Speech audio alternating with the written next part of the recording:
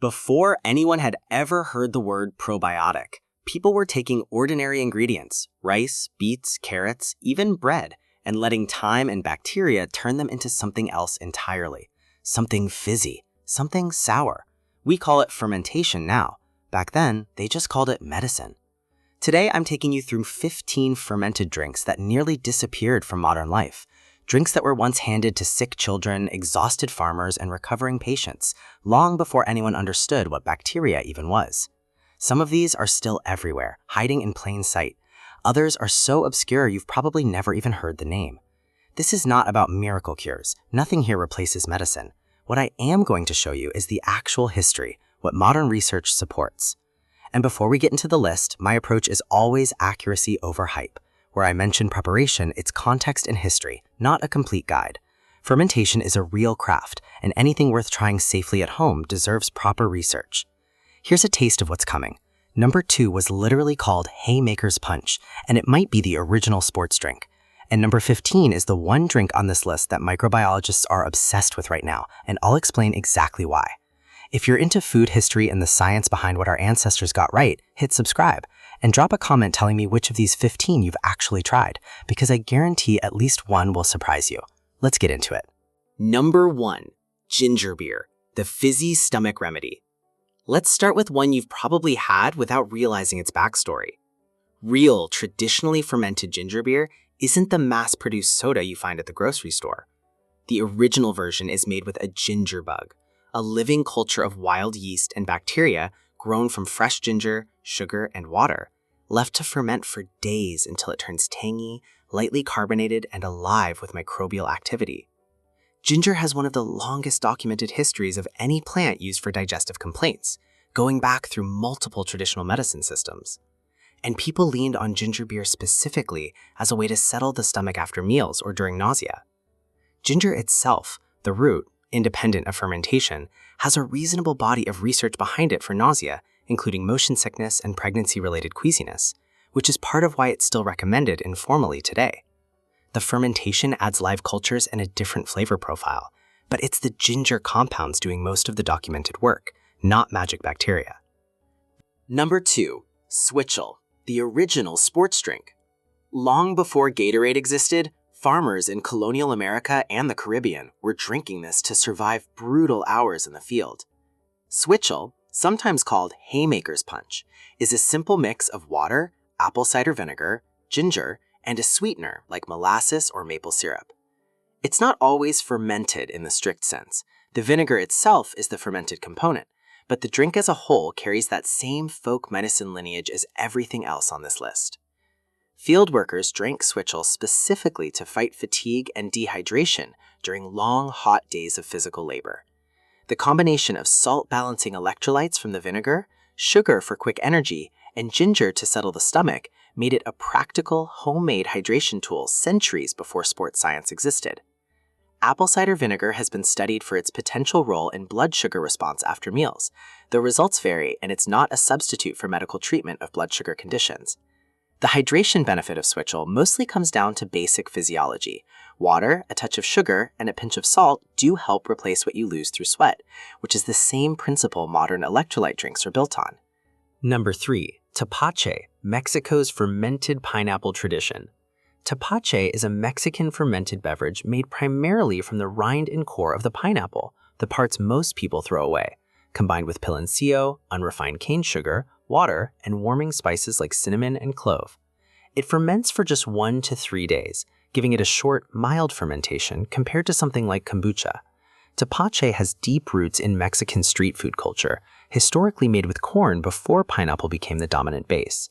It was consumed as a refreshing, naturally fizzy drink, especially in warm weather, and as a way to use the entire fruit rather than waste any part of it. Because the fermentation window is so short, Tepache typically has very little to no measurable alcohol content, which is part of why it remained a family and street vendor drink rather than something restricted to adults. The fermentation does introduce some beneficial bacteria though. Tepache hasn't been studied to the same depth as drinks like Kefir or kombucha, so I'd frame any digestive benefit as traditional and plausible rather than scientifically confirmed. Number 4. Kanji, India's vivid probiotic tonic. This next one is one of the most visually striking drinks on this entire list. Kanji is a fermented drink from northern India, traditionally made with black carrots, though purple or regular carrots and even beets are used as substitutes, combined with mustard seeds, water, and salt, left to ferment in the sun for several days during the winter season. Kanji has long been part of seasonal Ayurvedic-influenced home remedies, consumed especially in the colder months and often associated with digestion, and as a way to cleanse after rich winter meals. It's deeply tied to North Indian household tradition rather than commercial production, often made in big clay jars on rooftops. The mustard seeds contribute compounds that have been studied in small, mostly preliminary ways for digestive and antimicrobial properties, and root vegetable fermentation generally does produce beneficial lactic acid bacteria, similar to what you'd find in sauerkraut. That said, Kanji specifically hasn't been the subject of much rigorous clinical research, so its reputation is rooted far more in centuries of culinary tradition than in modern peer-reviewed studies. Number 5. Amazake, Japan's ancient comfort drink. Now for something that breaks the pattern, because this one is naturally sweet, not sour. Amazake is a traditional Japanese drink made by fermenting rice with koji, a mold culture, Aspergillus oryzae, that's also responsible for miso, soy sauce, and sake. There are two main versions, one made purely with koji and rice, which is naturally sweet and contains essentially no alcohol, and another made using leftover sake leaves, which retains a small amount of alcohol. Amazake has been documented in Japan for well over 1,000 years and was historically consumed as a restorative drink, including during the hot summer months, which is a little counterintuitive since it's often served warm. It was also commonly given to children and used in religious festivals, which tells you it was generally regarded as gentle rather than potent. The koji fermentation process breaks down rice starches into simpler sugars, which is why amazake tastes sweet without any added sugar at all. It also naturally contains amino acids and some B vitamins as a byproduct of fermentation. If you're avoiding alcohol entirely, it's worth specifically choosing the koji-only version rather than the sake leaves version, since the two are easy to mix up. Number 6. Rejuvelac, the health food staple with a real catch. Rejuvelac is made by soaking and sprouting whole grains, usually wheat or quinoa, then letting the sprouted grains sit in water for 1 to 3 days until the liquid turns cloudy, tangy, and enzyme-rich. It became popular in natural health circles in the mid-20th century and is still used today as a starter culture for vegan, plant-based cheeses. Rejuvelac was promoted as a way to introduce beneficial enzymes and bacteria into the diet, and it's still embraced in raw food and natural wellness communities as a fermented tonic. Unlike most of the other drinks on this list, Rejuvelac doesn't have a long, tested, multi-generational fermentation tradition behind it, the way Kefir or Kvass does, and food science researchers have specifically flagged it as a concern, because it's typically made at room temperature without any starter culture, salt, or acid to control which microorganisms take over. Sprouted grains in that environment can sometimes harbor harmful bacteria rather than just beneficial ones, and that risk has been raised directly in published food safety research. So here's my honest recommendation. If you want to explore this one, do real research into a tested, controlled protocol, ideally one that uses a reliable starter culture rather than wild, uncontrolled fermentation, rather than the loose, traditional, just let it sit out method. Number 7. Jun Tea, the champagne cousin of kombucha. If kombucha is the drink everyone knows, this is its rare, elegant cousin. Jun is made almost exactly like kombucha, using a SCOBY, a symbiotic culture of bacteria and yeast, but with two key substitutions, green tea instead of black tea, and raw honey instead of refined sugar. That swap changes the fermentation chemistry, the flavor, and even the texture of the culture itself. SCOBY, Jun starter cultures, are widely available online or from fermentation suppliers. Jun's exact origins are debated and somewhat murky. Some trace it to Tibetan monastic tradition, though that lineage isn't well documented. But its modern popularity comes from kombucha brewers seeking a lighter, more delicate alternative. Like kombucha, Jun undergoes lactic and acetic acid fermentation that produces some live cultures and trace amounts of alcohol, typically under 0.5%, similar to kombucha. Honey itself has a long history of traditional use, though using it as the sugar source mainly changes flavor and culture behavior. If you have a honey allergy or are avoiding all alcohol, including trace amounts, those are the two things to keep in mind. Number 8. Beet Kvass, Eastern Europe's deep red tonic. Now we hit the midpoint with one of the most respected fermented tonics in Eastern European tradition. Beet Kvass is made by fermenting raw beets in a simple saltwater brine for several days to a week, producing a deep crimson, tangy, slightly effervescent drink. It's distinct from grain-based kvass, which is a different bread-based fermented beverage popular in Russia and Ukraine. Beet Kvass carries a long-standing reputation in Eastern European and Russian folk medicine as a tonic, often consumed in small shot-sized servings rather than large classes, and traditionally associated with general vitality and liver support. Beets themselves contain nitrates that have been studied for their role in blood vessel function and exercise performance, which is a separate line of research from the fermentation itself. The lactofermentation process, using just salt, water, and the natural bacteria present on the beets, does produce lactic acid bacteria, similar to what's found in sauerkraut or pickles. Number 9. Kefir, the probiotic powerhouse from the Caucasus. This is one of the most well-documented fermented drinks in the entire world, and there's a reason it's earned that reputation. Kefir is made by adding kefir grains, not actual grains, but a rubbery cluster of bacteria and yeast bound together in a protein matrix, to milk, then letting it ferment at room temperature for roughly 24 hours until it thickens and turns tangy. Kefir's origins trace back to the Caucasus Mountains, where shepherds are said to have carried milk in leather pouches that naturally fermented over the course of a day's travel. It became deeply embedded in the diets of the region, and later across Eastern Europe and Russia, where it was treated as a daily dietary staple rather than an occasional remedy. Kefir is one of the more thoroughly studied fermented foods, and research has looked at its potential role in digestion and gut microbiome diversity, given that kefir grains can contain dozens of different bacterial and yeast strains working together. That's notably more microbial diversity than you'll find in a typical single-strain yogurt. As always, supports gut health should be read as an area of active, ongoing research, rather than a guaranteed personal outcome. And if you're lactose intolerant, it's worth knowing that fermentation does break down much of the lactose in milk kefir, though not all of it. 10. Water kefir, the dairy-free cousin. Right after milk kefir, it makes sense to introduce its lighter, dairy-free sibling. Water kefir, sometimes called tebikos, uses a completely different set of grains than milk kefir, translucent, jelly-like cultures that ferment in sugar water rather than milk. The result is a light, fizzy, mildly sweet drink that's naturally dairy-free. Water kefir grains have a documented history in Mexico, where tebikos are believed to have originated on the pads of prickly pear cacti, and the culture eventually spread through Europe as a home fermentation tradition, often passed between neighbors the way sourdough starters are today. Like milk kefir, water kefir contains live bacterial and yeast cultures from fermentation, though the specific strain composition differs from its dairy counterpart and hasn't been studied nearly as extensively. It's a useful option for anyone who wants a fermented, probiotic-style drink without dairy, and the sugar used during fermentation is largely consumed by the culture itself, though the final drink does retain some residual sugar and mineral content from whatever sweetener you use. Number 11. Boza, the drink of the Ottoman world.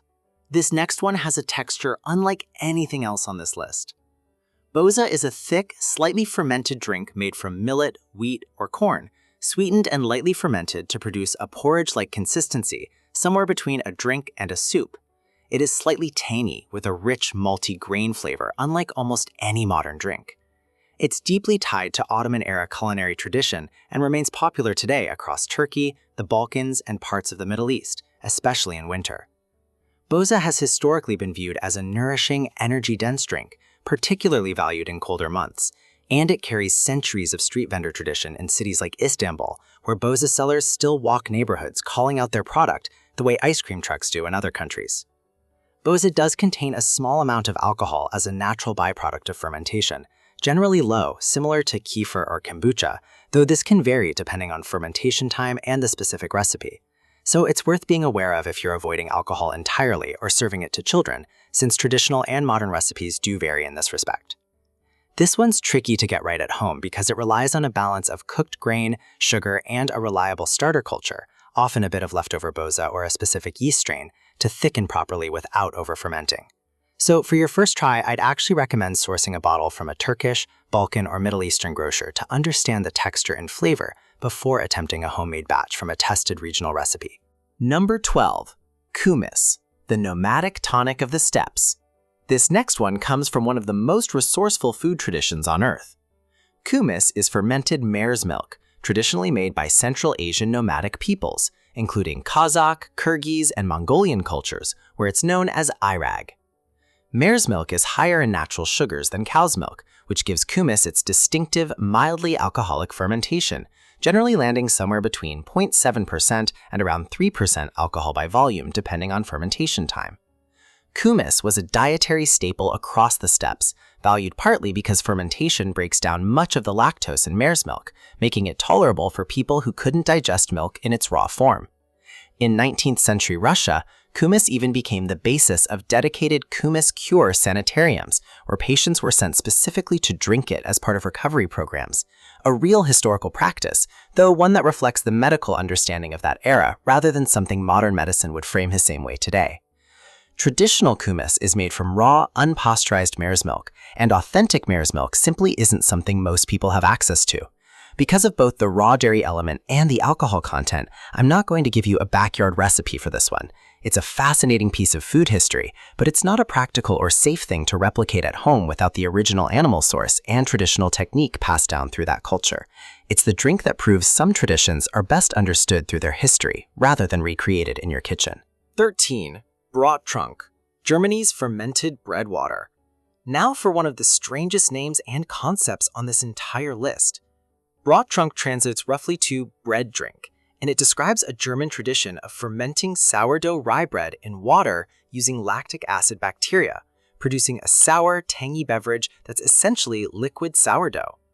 This style of fermented bread beverage has roots in German folk food traditions, built on the same basic principle as sourdough baking itself, using naturally occurring lactic acid bacteria to transform a starch into something tangy and longer lasting. Similar fermented grain water drinks appear in other Slavic and Eastern European food traditions as well. Lactic acid fermentation of grains generally does produce beneficial bacteria and can make some nutrients more bioavailable than in the unfermented bread. This is consistent with what we know about sourdough fermentation more broadly. As with several other entries on this list, this specific drink hasn't been the subject of much dedicated clinical research, so its reputation rests primarily on tradition. If you're curious to make it, look for it from a producer who uses a documented starter culture, or treat this as a piece of food history rather than a DIY project, the same way we approached Kumis and Boza. Number 14. Pine Needle Soda, the Forest Survival Tonic. This next one might be the most surprising entry on the entire list, and it comes with the most important warning, so stay with me. Pine needle tea and lightly fermented pine needle drinks have a long history among various indigenous and Scandinavian communities. Traditionally brewed from fresh evergreen needles steeped in hot water, sometimes lightly fermented with added sugar to create a mildly fizzy soda. Pine needles are notably high in vitamin C, and there's a well-documented history of evergreen needle infusions being used by various cultures, including some accounts involving European explorers, specifically to prevent scurvy during winters and long voyages when fresh produce wasn't available. Now here is the warning. This is the one entry on this list where misidentifying the plant can be very dangerous. Correct identification is the entire safety question here. I'm not going to walk through a casual backyard recipe. If you want to try this, the responsible path is sourcing confirmed white pine, spruce, or fir needles from a known unsprayed source, ideally with guidance from a local forager or extension office, rather than picking from an unidentified tree in your yard. It's the drink that proves that sometimes the most important thing you can know about a natural remedy is exactly what it isn't. Number 15. Makgeolli, Korea's ancient rice wine. And we close the list with something that looks unlike any other drink you've ever seen, and tastes even more unlike what you'd expect. Makgeolli is a traditional Korean fermented rice drink, and the first thing that strikes you is its appearance. It's opaque, milky white, slightly cloudy, because, unlike most fermented beverages, Makgeolli is unfiltered. The living cultures, the rice particles, the whole living ecosystem of the fermentation are all still in there. You shake the bottle before you pour. That cloudiness isn't a flaw. That cloudiness is the point. The taste, slightly sour with a gentle earthy sweetness underneath, lightly effervescent, creamy in texture, with a mild funkiness that's yeasty and grain-forward without being sharp. Makgeolli is one of the oldest alcoholic beverages in Korea, with documented references going back over 1,000 years. Korean farmers would drink it during long harvest days for energy and nourishment, in the same spirit as Switchel in colonial America.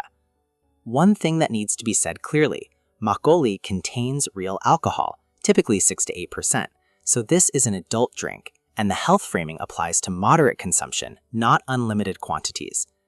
What strikes me about all 15 of these drinks isn't just that they're old, it's that all of them came from the same instinct. Take what you have, let time and bacteria do their work, and pay attention to what your body tells you afterward. No labs, no supplement aisles, just observation, repeated for generations until it became tradition. Some of these, Kefir, Switchel, ginger beer, are genuinely safe, well understood, and worth trying in your own kitchen. Others, Rejuvelac, Kumis, pine needle drinks, deserve real respect for their history, but also real caution before you attempt them yourself. And I'd rather tell you that honestly than leave it out for the sake of a tidier ending. None of this replaces medicine, but understanding what people relied on before modern medicine existed tells you something real about which traditions had substance behind them and which ones were simply the best people could do with what they had. If this kind of food history is something you want more of, hit subscribe. And I want to hear from you in the comments. Which of these 15 have you actually tasted? I read every comment and I'm curious which of these is new to you. History's full of things we forgot we already knew. Let's keep digging.